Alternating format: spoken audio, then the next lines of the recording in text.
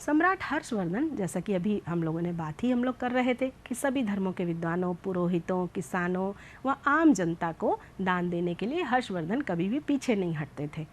उनके दानी होने के संबंध में बाणभट्ट ने भी अनेकों कथाओं को हर्षचरित में उल्लेखित किया है। ह्वेनसांग ने भी बताया कि हर्षवर्धन एक दानवीर राजा थे और बाणभट्ट ने भी इस बात को अपने हर्षचरित नामक पुस्तक में उल्लेखित किया है।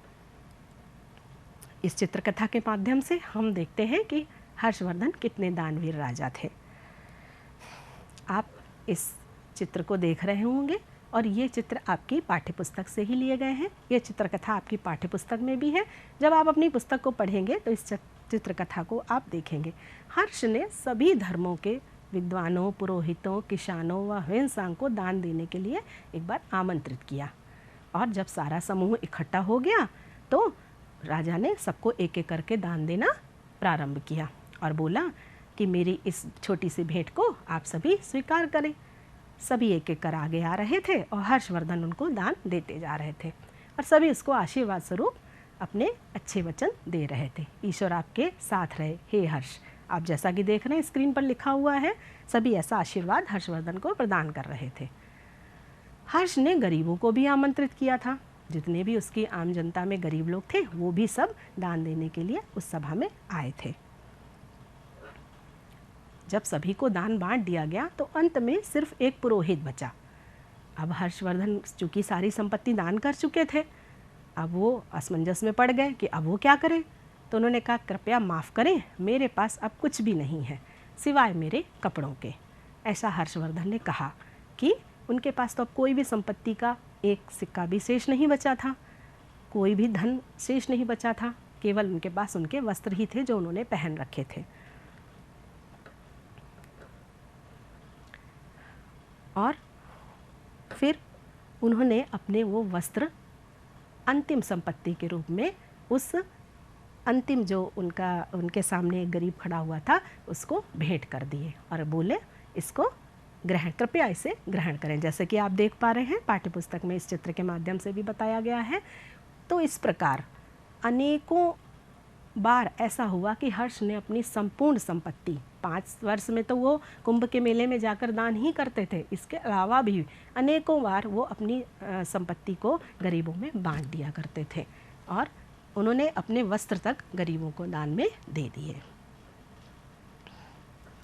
उस गरीब ने उनको आशीर्वाद स्वरूप कहा कि हर्ष आपकी लंबी आयु हो, आप चिरायु हो और आपकी यश कीर्ति फैले।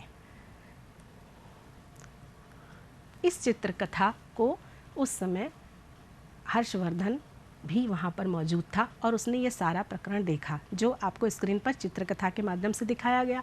आपकी पुस्तक में भी चित्रकथा के माध्यम से है। उसको चूँकि ह्वेनसांग ने देखा कि हर्षवर्धन ने किस प्रकार ये सारा दान की प्रक्रिया की और हर 5 वर्षों बाद वो ऐसा करते ही थे, तो उनके मस्तिष्क में कुछ विचार आए। उसको उन्होंने अपनी यात्रा विवरण में लिखा। मैंने कई राजा देखे पर हर्ष जैसा राजा नहीं देखा। मैंने कई देश भी देखे पर भारत जैसा देश उन्हें कहीं देखने को नहीं मिला। भारत वास्तव में एक महान देश है और इसकी महानता हर्षवर्धन जैसे लोगों की वजह से ही है। ये ह्वेनसांग जो चीनी यात्री थे उन्होंने अपनी यात्रा विवरण में लिखा। तो इस चित्रकथा के माध्यम से आपने चित्रों को भी देखा और समझा होगा कि हर्षवर्धन जैसे राजा कितने दानवीर थे और हमारा भारतवर्ष ऐसे ही राजाओं की अनेकों दानवीर की कहानियों से भरे हुए हैं, दानवीरता की कहानियों से भरे पड़े हैं। अब हम जानते हैं कुंभ मेले के बारे में जो प्रयागराज में लगता है और ऐसा ही कुंभ मेला आपने अपने आसपास में भी बहुत सारे मेले देखे होंगे, लेकिन ये आपके जो भी आपने मेले देखे होंगे उनसे ये विशाल, बहुत विशाल एक कुंभ मेला लगता है जो प्रयागराज में है। जानते हैं उसके बारे में। आप मेला घूमने तो गए होंगे, ज़रूर गए होंगे, छोटे छोटे मेलों में आप ज़रूर गए होंगे और कुंभ मेला तो बहुत विशाल एक मेला है। संगम नगरी प्रयागराज इलाहाबाद में माघ के महीने में लगता है ये, और ये माघ मेला, कुंभ मेला एवं महाकुंभ के पर्व के रूप में मनाया जाता है। इसका प्रारंभ कब हुआ इसके बारे में जानते हैं। आज से लगभग 1400 वर्ष पूर्व हर्षवर्धन नाम के राजा इसी मेले में आकर धर्म सभा करवाते थे और अपनी 5 वर्ष की संचित संपत्ति का दान भी इसी कुंभ के मेले में करते थे।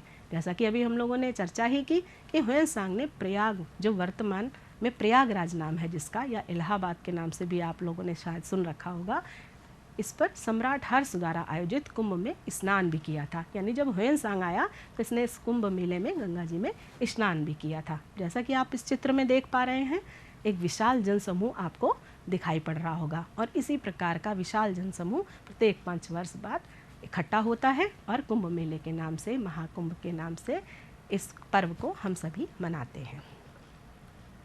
अब हर्षवर्धन का साम्राज्य कहाँ कहाँ फैला था, उसने कन्नौज से कहाँ कहाँ पर शासन अपना फैला रखा था, उसके बारे में देखते हैं और जानते हैं कि हर्षवर्धन का साम्राज्य कहाँ कहाँ फैला हुआ था। आपको भारत का मानचित्र दिखाई पड़ रहा होगा और उसमें उस समय के मानचित्र के हिसाब से वो स्थान दर्शाए गए हैं और वो प्राचीन नाम भी आपको दिखाई पड़ेंगे। हर्षवर्धन का साम्राज्य थानेश्वर, इंद्रप्रस्थ, मथुरा, कन्नौज, प्रयाग, काशी, बोधगया, वैशाली, पाटलिपुत्र, पुंड्रवर्धन, समकट, कर्णसुवर्ण, ताम्रलिप्ति, सांची, उज्जैन, बल्लभी, इतने सारे आपने देखा प्रांतों तक फैला हुआ था। अब इसी को हम मानचित्र के माध्यम से जानते हैं कि ये सभी स्थान कहाँ कहाँ पर है। ये आप मानचित्र देख रहे हैं, ये तत्कालीन हर्षवर्धन के समय के भारत का मानचित्र है। आइए एक नज़र डालते हैं इन सभी स्थानों के विवरण के बारे में। देख रहे हैं आप, कन्नौज राजधानी थी और यहाँ से वो कहाँ कहाँ पर हर्षवर्धन का साम्राज्य फैला हुआ था। प्रयाग, काशी, बोधगया, वैशाली, पाटलिपुत्र, कर्णसुवर्ण, ताम्रलिप्ति, समतट, उसके बाद में मथुरा, इंद्रप्रस्थ, थानेश्वर, उज्जैन, बल्लभी और सांची।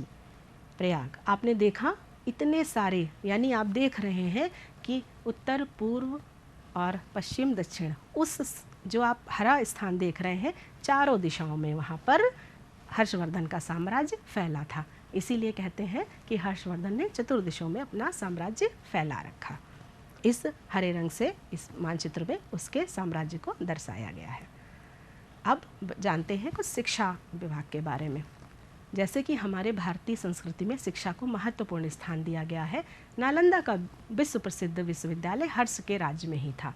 यहाँ धर्म के अतिरिक्त व्याकरण, तर्क, चिकित्सा, विज्ञान, शिल्प और उद्योग की भी शिक्षा दी जाती थी। हर्षवर्धन के शासनकाल में धार्मिक सद्भाव फैला हुआ था। लोगों के विचारों में बिल्कुल भी मतभेद नहीं था। ह्वेनसांग जो चीनी यात्री थे, उन्होंने भी यहाँ शिक्षा ग्रहण की और बाद में यहाँ इस विश्वविद्यालय में शिक्षण कार्य भी किया। आप नालंदा विश्वविद्यालय के अवशेष के चित्र को अपने स्क्रीन पर देख पा रहे होंगे। ये उस विश्वविद्यालय के अवशेष हैं जो आज भी हमको देखने में मिलते हैं चित्रों के माध्यम से। तो आप देख रहे हैं हमारी प्राचीन भारतीय संस्कृति में भी शिक्षा को कितना महत्व दिया गया था। अब हर्षवर्धन की मृत्यु किस प्रकार हुई और कैसे वर्धन वंश का धीरे धीरे अंत हो गया।